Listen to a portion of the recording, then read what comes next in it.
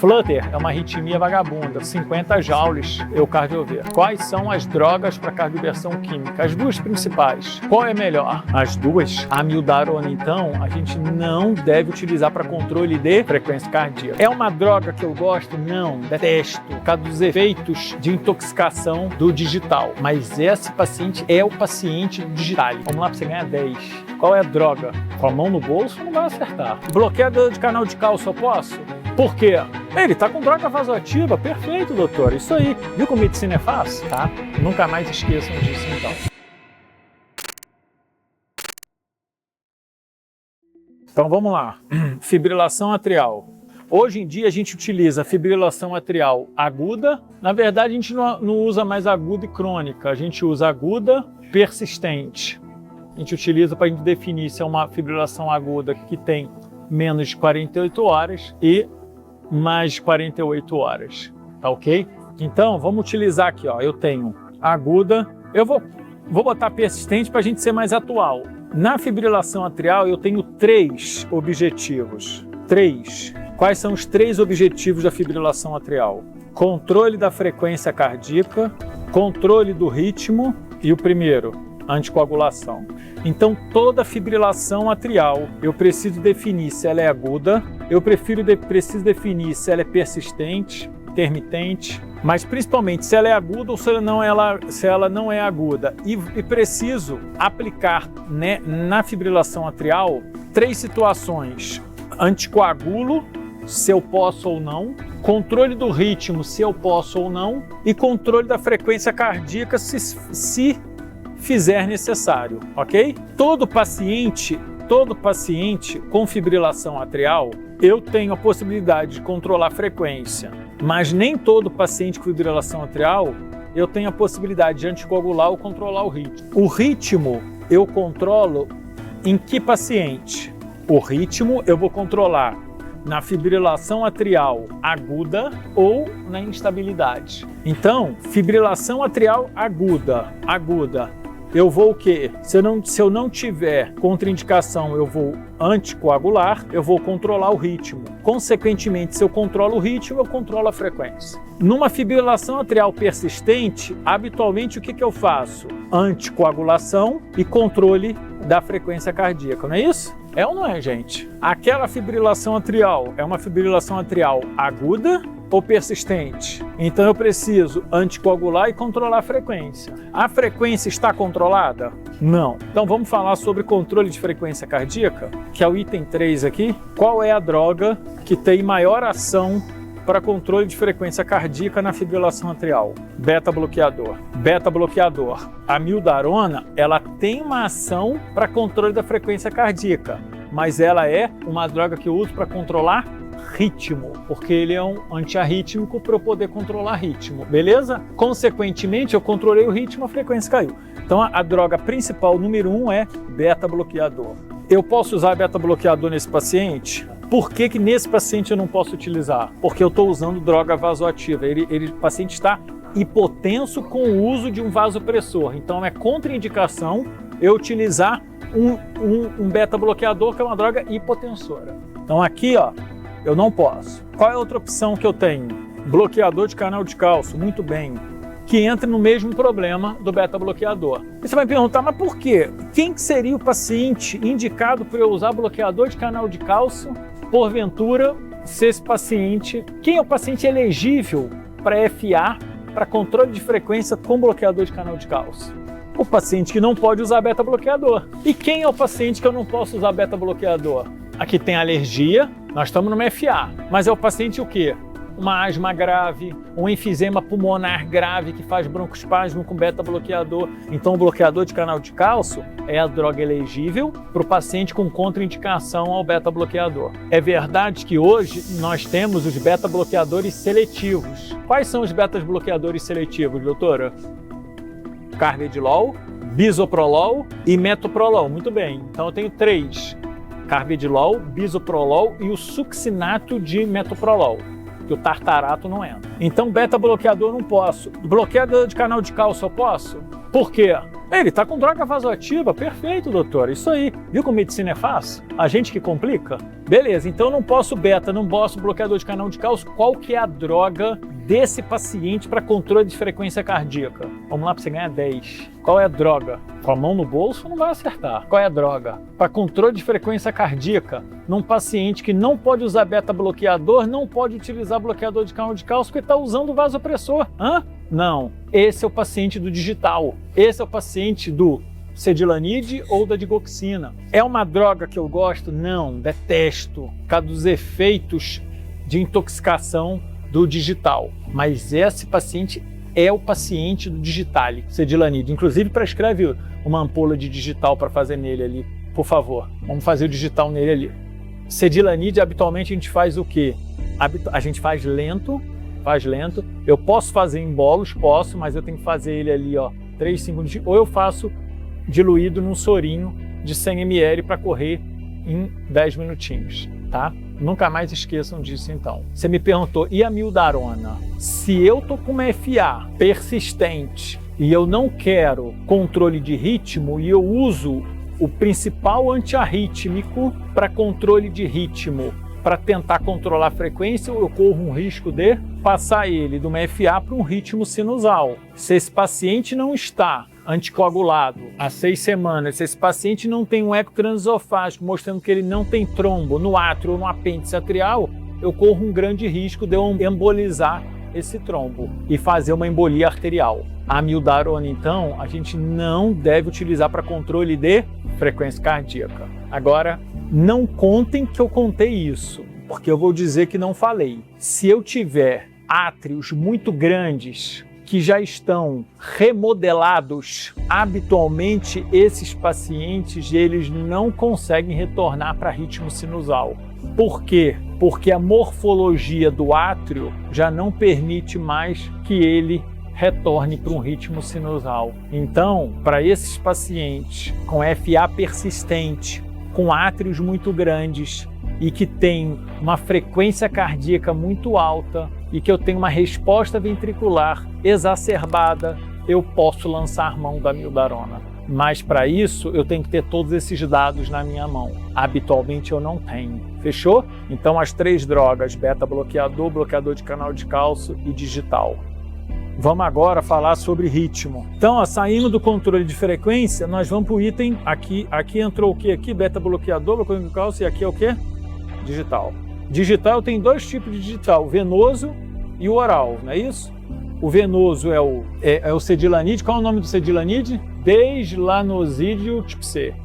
E eu tenho o digital oral, que é a digoxina. Pega a ampolinha do Cedilanide para eles verem. Ok ou não, gente? Controle de ritmo agora, vamos? O controle de ritmo, ele pode se fazer de 2 maneiras, ok? Quais são as 2 maneiras? Elétrico ou químico? Elétrico, aqui ó, deslanosídeo. Esse aqui é deslanol. Por que não está escrito Cedilanide? Porque essa é uma marca, outro tipo de marca, não é o Cedilanide, é o deslanol. Cedilanide é a marca ética do deslanosídeo, foi o primeiro que inventou. Essa apresentação ela pode ser feita IV ou IM. Ritmo, cardioversão elétrica. Como é que eu faço? O desfibrilador, modo sincronizado, aí depende. Com o quê? O desfibrilador, põe no modo sincronizado. Então eu não vou usar o desfibrilador, eu vou usar o cardioversor. Qual é a diferença de cardioverter para desfibrilar? Vamos lá, ó. Cardioversão, eu sincronizo para cardioverter.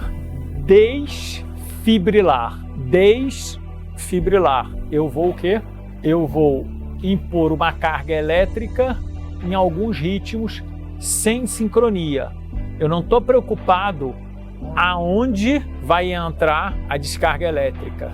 Eu não quero que um paciente que eu precise cardioverter, que essa cardioversão, ela entre em que fase do ciclo cardíaco? Eu não quero em que fase do ciclo cardíaco, do eletrocardiograma. Não quero na repolarização ventricular. Eu não quero, você falou repolarização ventricular?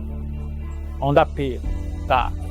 Repolarização ventricular. Então eu não quero que ele entre na onda T, por risco de dissociação. Eu transformo a fibrilação atrial podendo transformar numa fibrilação ventricular. Por isso a importância da cardioversão elétrica sincronizada. Depois a Laura vai pegar o cardioversor, vai mostrar como liga, como faz tudo isso. Com quantos joules eu uso? 100 inicial. 100, 101. Em torno aí de 100, 120. Mas se for uma arritmia vagabunda, com menos de 100, 120 você cardioverte. Flutter é uma arritmia vagabunda, 50 joules eu cardioverto. Se eu estiver utilizando um cardioversor bifásico, se eu estiver usando um monofásico, não, aí eu uso 200 joules. Vocês sabem a diferença de um cardioversor monofásico para um bifásico? Eu tenho os dois, qual que vocês querem usar, o monofásico ou o bifásico? O bifásico, porque no bifásico a energia ela vem de dois lugares, aumenta o quê? A condução elétrica. O monofásico ela é única, a condução. O monitor ele te diz, vai lá e olha lá ele, vai lá, vê se em algum lugar está escrito bifásico. Não, vai lá, pode olhar, olha ele, não precisa tocar nele, só olhar, vê se em algum lugar bifásico, beleza. Todo ele que é bifásico vai estar escrito. Inclusive eu acho que já saiu de circulação os monofásicos, ou deveriam sair, mas às vezes num cais desse, numa UPA dessa da vida, às vezes pode não ter. Mas os mais novos estão todos bifásicos. Então 120 não saiu 200 joules, tá? Cardioversão elétrica. E cardioversão química? Quais são as drogas para cardioversão química? As duas principais, amiodarona ou qual é melhor? As duas? Quais são as diferenças de uma para outra? Amiodarona, eu tenho oral e tenho venoso. Propafenona, só oral. Vocês lembram daquele termo pill pocket, que é pílula no bolso? Que aqueles pacientes que têm FA, quando vê que tem FA, pegam a pílula e tomam a propafenona? Então a propafenona é só oral. Amiodarona oral e venoso. Por isso que a gente não usa propafenona para reverter em UTI, porque é oral. Eu tenho que utilizar uma dosagem alta oral, mas posso usar. Eu só não posso usar propafenona em uma condição. Qual é? Insuficiência cardíaca. Então é uma contraindicação do uso da propafenona se esse meu paciente tem o quê? Disfunção ventricular. Vamos agora para o item 1, que é anticoagulação. A anticoagulação no paciente internado, eu habitualmente posso fazer por dois mecanismos. Heparina de baixo peso molecular, que é enoxaparina. Eu posso usar ela subcutânea ou intravenosa, ou heparina não fracionada em bomba de infusão em solução, onde eu doso PTT de 4 em 4 horas. Trabalhoso, né? Montar uma solução com heparina, soro, infundir venoso, PTT, para manter o PTT entre 2 e 3. Essa eu corrijo com o meu PTT, que eu doso de 4 em 4 horas. Eu corrijo com a função renal é a minha enoxaparina, que se tiver um clearance menor que 50, eu vou ajustar a dose, tá? Para meio miligrama por quilo. Ou peso, ou idade acima de 75 anos, também que eu vou ajustar a dose. Se for um paciente de consultório, eu não preciso usar enoxaparina nem heparina não fracionada. Eu vou usar o quê? Anticoagulante oral. Qual é o anticoagulante oral mais tradicional que tem? Marevan, Coumadinha, Varfarina. O Marevan tem que dosar o tempo. Eu tenho que usar atividade de procrombina. Então eu tenho que dosar o TAP, o INR. Por isso, Marevan. Por isso que o Marevan, a varfarina, ela começou a ser substituída pelos novos anticoagulantes. Lembram os novos anticoagulantes? Quais são? Rivaroxabana, o que mais? Apixabana. Rivaroxabana é o Xarelto. Apixabana é o Eliquis. Endoxabana é o outro, é o Lixiana. Ou, por último, o Pradaxa. Qual que é o nome comercial do Pradaxa? Dabigatran. Que ele é o único que não é o quê? É o único que não inibe o fator 10A. Ele inibe o quê? a trombina. Entenderam isso ou não, gente? Eles estão com um olhar meio... Então, vamos lá. Quais são os anticoagulantes orais mais modernos? Rivaroxabana, apixabana, ó, macetinho, rivaroxabana, tem o X do 10A. Apixabana, tem o X do 10A. Endoxabana, tem o X do 10A, da inibição do 10A. Foi bom esse macete? Dabigatran tem X? Então inibe o 10X? Não, inibe a trombina. E aí eu vou usar. Todos eles têm particularidades. Por exemplo, a apixabana, que é o que a gente usa aqui, o Eliquis, eu vou ajustar a dose de acordo com peso, função renal e idade. Precisa também. Só que o Xarelto, eu não ajusto com peso. Xarelto eu só ajusto com função renal e idade, se não me falha a memória. Cabelo branco, né? Meio esquecido. Né? Ah, ele vai ver pra gente aqui, ó. O Xarelto. Entendeu? Entendeu? Todo mundo sabe tratar fibrilação atrial aguda a partir de hoje. Anticoagulação, ritmo, frequência cardíaca. Mas antes disso eu preciso definir se ela é aguda ou persistente. Beleza? Tá bom? Fechou? Xarelto é só função renal, tá? Então a apixabana, que é o Eliquis, que usa as três. E aí, gostou do vídeo? Se você gostou, eu quero que você me fala com um gesto, que é clicar em gostei, porque isso vai fazer com que mais vídeos como esse sejam mostrados até você.